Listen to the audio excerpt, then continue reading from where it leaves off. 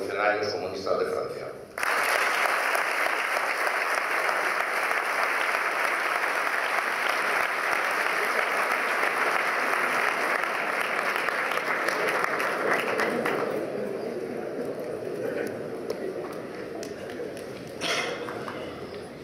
Chers amis et camarades, permettez-moi tout d'abord d'exprimer la solidarité prolétarienne des révolutionnaires de France avec le prolétariat et les peuples d'Espagne qui se mobilisent contre la politique criminelle qu'impose l'oligarchie financière espagnole et ses organismes européens et internationaux, hier avec son gouvernement social-démocrate, aujourd'hui avec les héritiers du franquisme. Le gouvernement de ces derniers, soit dit en passant, ne gêne absolument pas la digestion et le sommeil de ceux si vétilleux quand il s'agit de mettre sur le même plan fascisme et communisme et de condamner le socialisme qui a existé en Union soviétique et dans les démocraties populaires et le socialisme qui résiste aujourd'hui à Cuba et en République populaire et démocratique de Corée.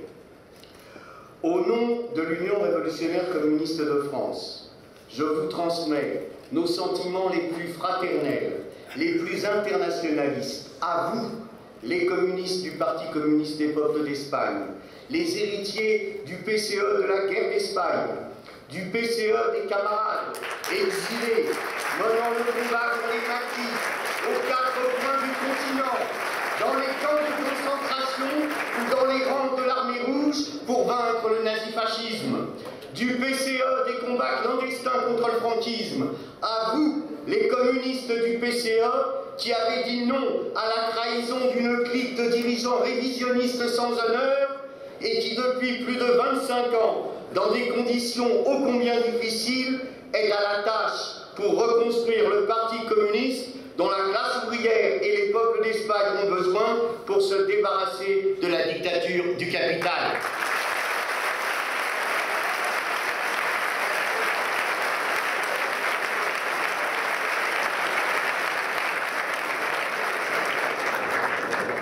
Queridos amigos y camaradas, permitidme en primer lugar expresar la solidaridad proletaria de los revolucionarios de Francia con el proletariado y los pueblos de España que se movilizan contra la política criminal que impone la oligarquía financiera española y sus organismos europeos e internacionales, ayer con su gobierno socialdemócrata y hoy con los herederos del franquismo. El gobierno de estos últimos, dicho sea de paso, no molesta en absoluto a esos que son tan quisquillosos cuando se trata de poner al mismo nivel el fascismo y el comunismo y de condenar al socialismo que existió en la Unión Soviética y en las democracias populares y el socialismo que se mantiene en Cuba y en la República Popular y Democrática de Corea. En nombre de la Unión de los Revolucionarios Comunistas de Francia, os transmito nuestros sentimientos más fraternales, más internacionalistas, a vosotros, los comunistas del PCP, herederos del PC de la Guerra de España, del PC de los camaradas exiliados que combatieron en el maquis en las cuatro esquinas del continente, en los campos de concentración o en las filas del Ejército Rojo para vencer al nazifascismo, del PC de las luchas clandestinas contra el franquismo. Vosotros, los comunistas del PCP, que dijisteis no a la traición de una camarilla de dirigentes revisionistas sin honor y que después de 25 años, en condiciones muy difíciles, estáis en la tarea de reconstruir el Partido Comunista que la clase obrera y los pueblos de España necesitan para acabar con la dictadura de capital.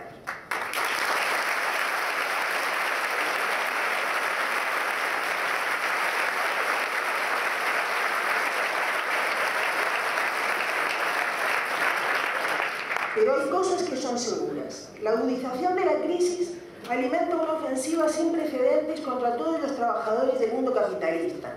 En concreto, en Europa, esta ofensiva va a continuar. El objetivo es reducir el precio de la fuerza de trabajo en todos los países para permitir al capital monopolista y a la oligarquía financiera que incremente su saqueo de la riqueza social creada por el trabajo.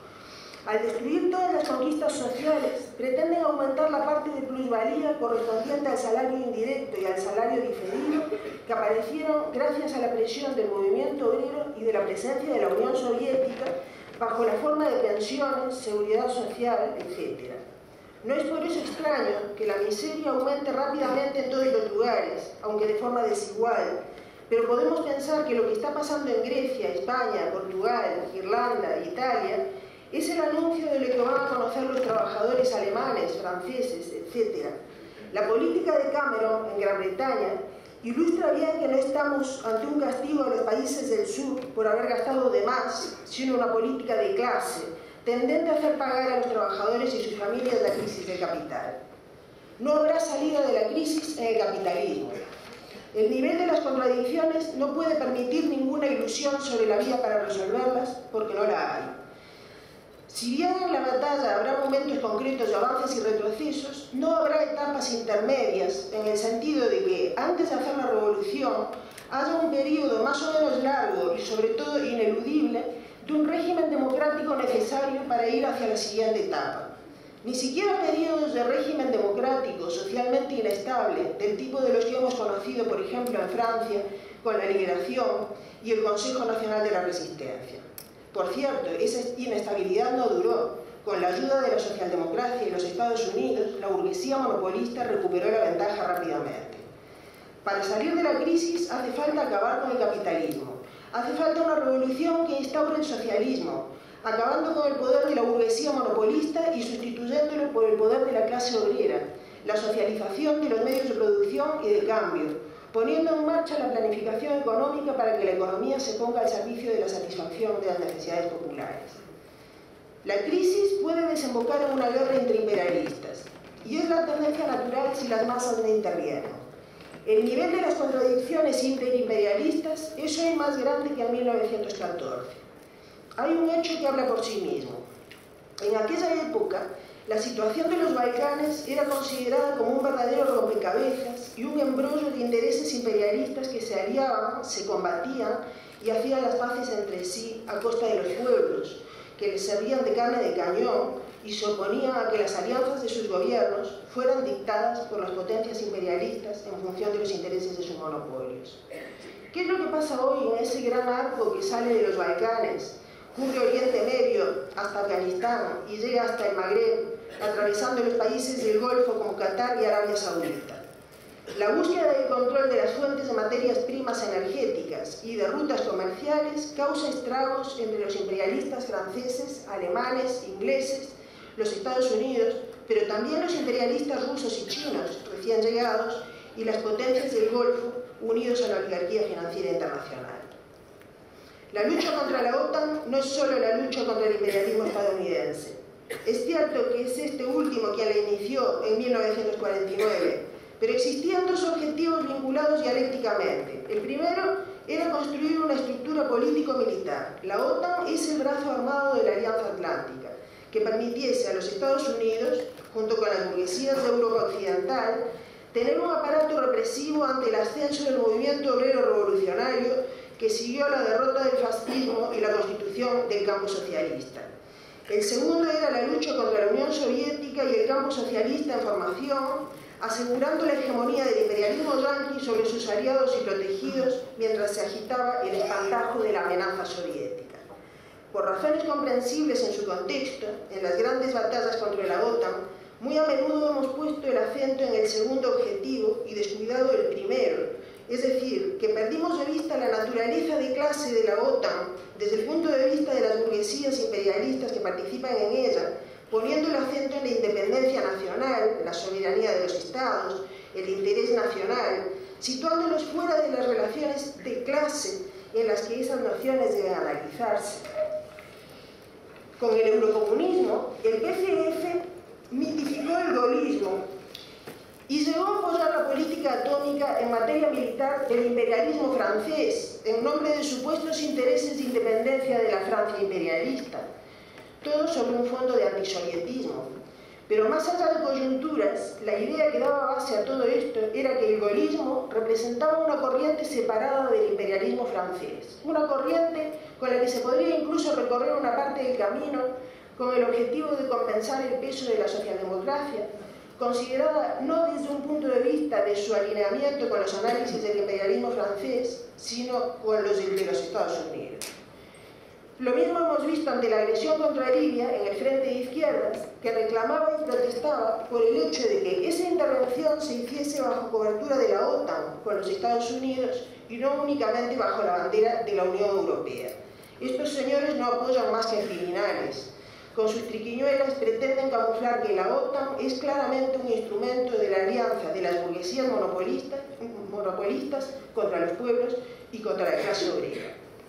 La OTAN no ha dejado de intervenir desde su nacimiento para impedir todo paso adelante de las fuerzas, no solo revolucionarias, sino democráticas, desde que analizó que esas fuerzas debilitaban al imperialismo en cada país. Los casos de Italia, durante la posguerra hasta los años 90, la Grecia de los coroneles y con el retorno de Caramanlis, Portugal en 1975, sin mencionar las intervenciones para dividir el movimiento sindical.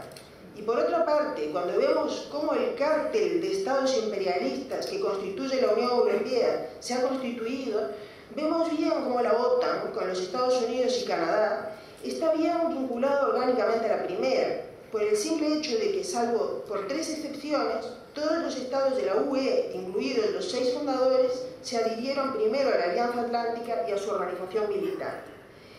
Y ello en la más perfecta colaboración de cada imperialismo, incluso si en uno o en otro momento las contradicciones hacen que algunos se enfrenten, pero cuidando de que nada rompa. Por eso es importante para los y las comunistas, en la batalla que debemos llevar a cabo contra la amenaza de la guerra y contra la OTAN, denunciar el papel de nuestra propia burguesía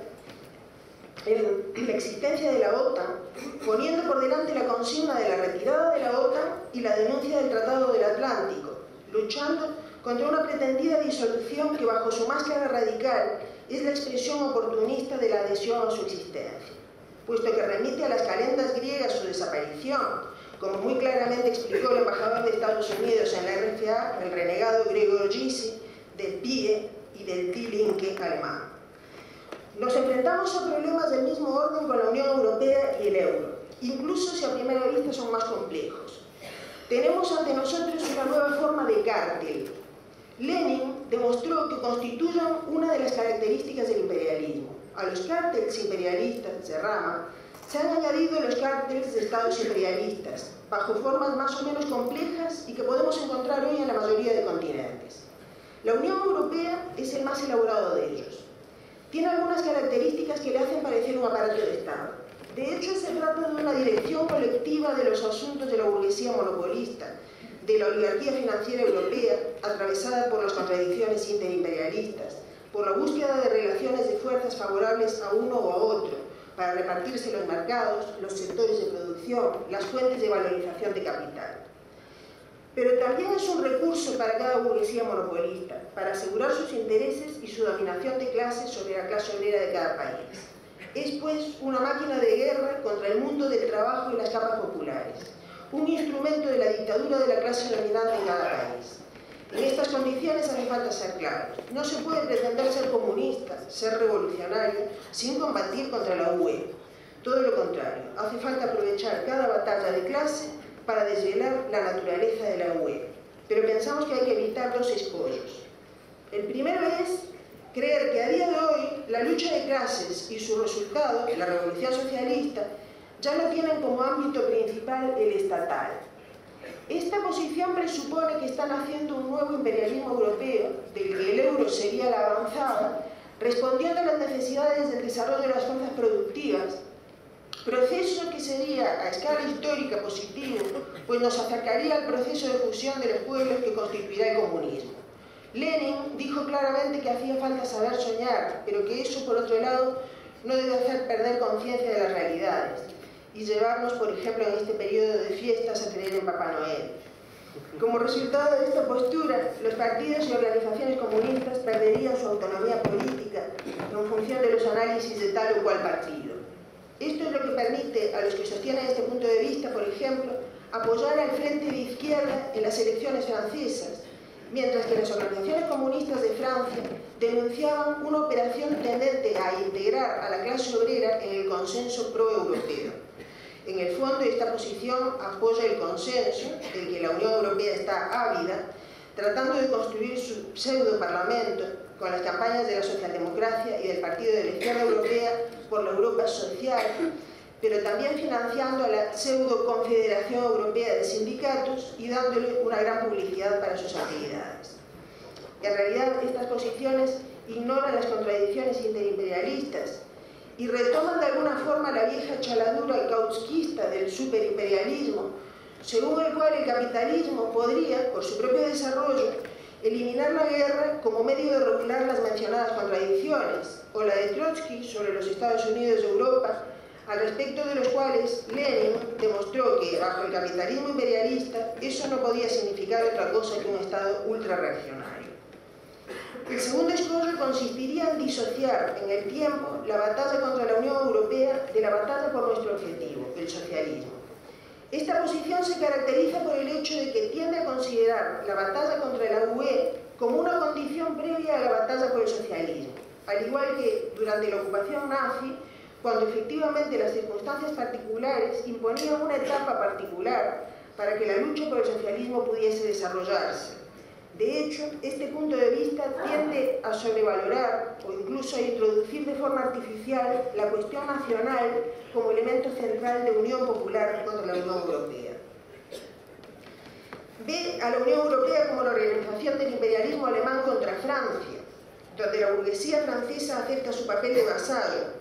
tendencia considerada como su característica histórica,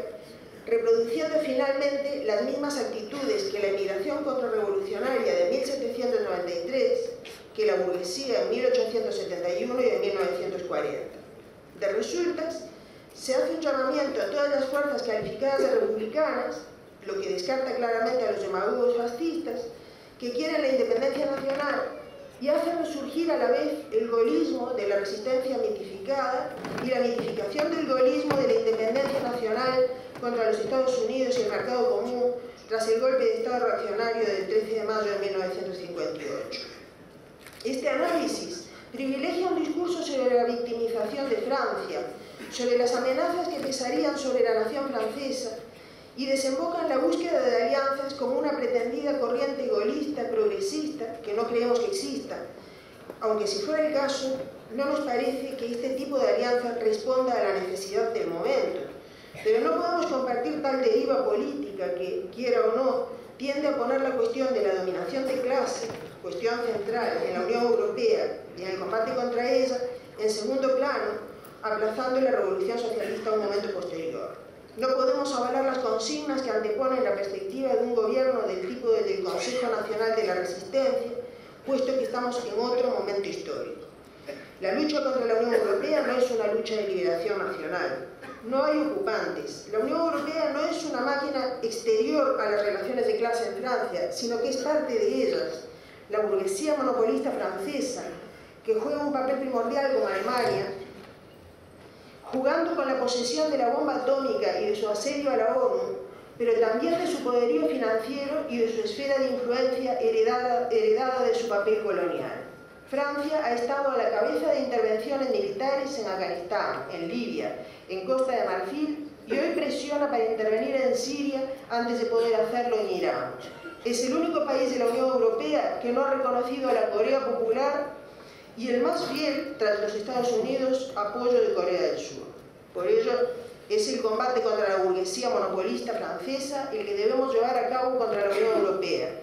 teniendo como objetivo estratégico la revolución socialista, articulando bien los dos problemas, pues nada garantiza, en caso contrario, que no pongamos a los trabajadores a remolque de ciertos sectores del capital monopolista que pueden cambiar de posición a medio camino, sobre todo si la crisis les empuja a cambiar el blanco hacia el que apunta el fusil.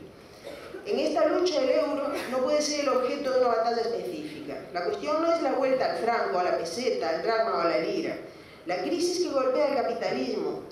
y sobre todo las consecuencias trágicas que tiene sobre las masas populares no sería menor si el euro no existiese.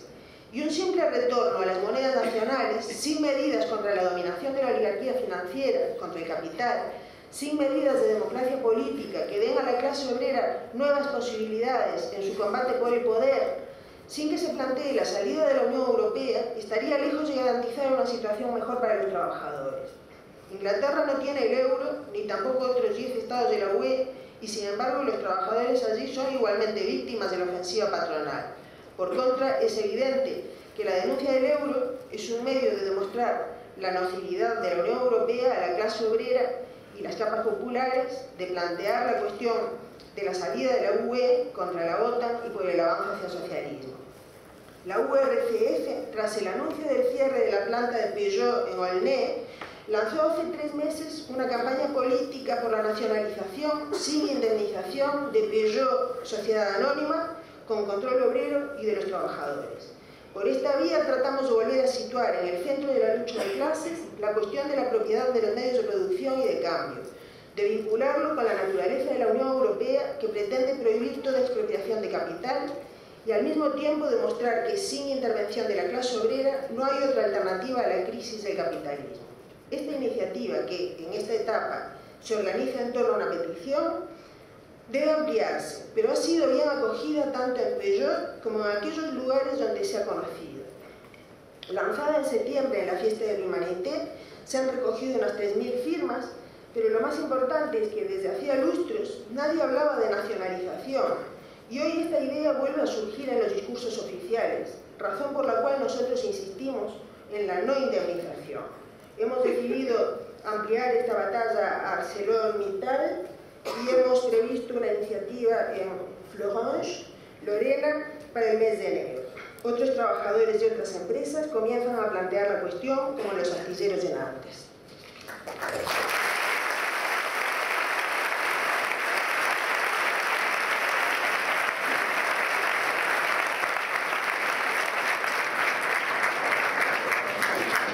Nous estimons en même temps nécessaire que se renforcent les liens entre les partis et organisations communistes sur le continent européen, car les combats que nous avons à mener nécessitent plus que jamais que soit mis en pratique le mot d'ordre de Marx et d'Engels, proletarios de todos los países unidos. Plus encore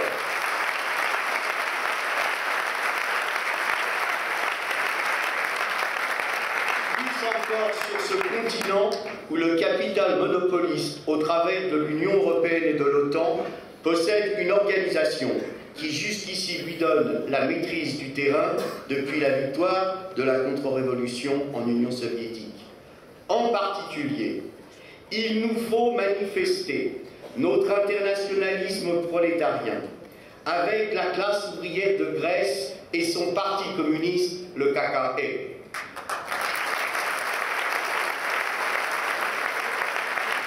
L'objectif de la bourgeoisie européenne, c'est avec l'aide des opportunistes et des révisionnistes de tout poil, de faire capituler ou de faire rouler dans la poussière notre avant-garde qu'est aujourd'hui le KKE. Nous devons partout, à tout moment, leur apporter notre soutien, répondre aux calomnies déversées, en particulier par le Parti de la gauche européenne et ses filiales locales, et faire connaître leur position,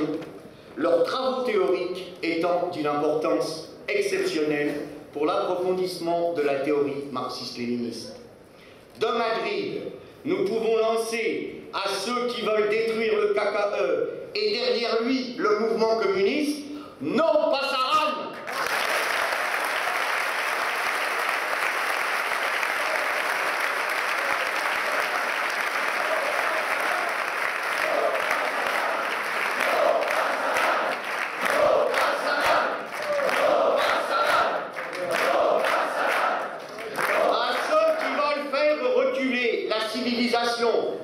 En créant les conditions de l'exploitation de l'homme par l'homme digne du 19e siècle, nous disons no pasarán!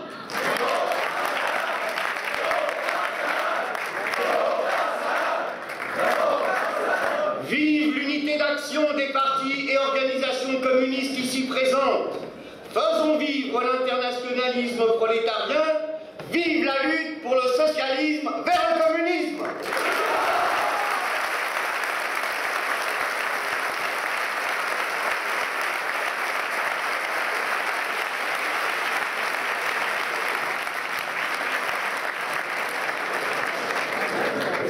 Consideramos al mismo tiempo que es necesario necesario que se refuercen los vínculos entre los partidos y organizaciones comunistas del continente europeo, pues los combates que vamos a librar necesitan más que nunca que se ponga en práctica la consigna de Marx y Engels, proletarios de todos los países, unidos. Más aún, en este continente donde el capital monopolista, por medio de la UE y de la OTAN, posee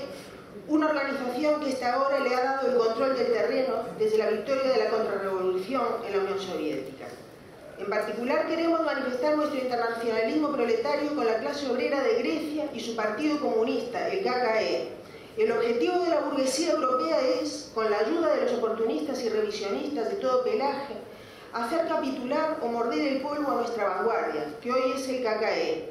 En todo lugar, en todo momento, debemos aportar nuestro apoyo, responder a las calumnias vertidas, especialmente a las del PIDE y sus filiales locales, y hacer conocer sus posiciones, sus trabajos teóricos de importancia excepcional para la profundización de la teoría marxista-leninista. Desde Madrid podemos lanzar a quienes quieren destruir al KKE y detrás de él al movimiento comunista un "no pasarán".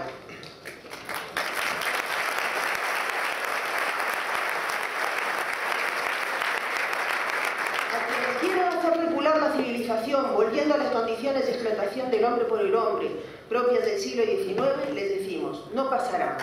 Viva la unidad de acción de los partidos y organizaciones comunistas aquí presentes.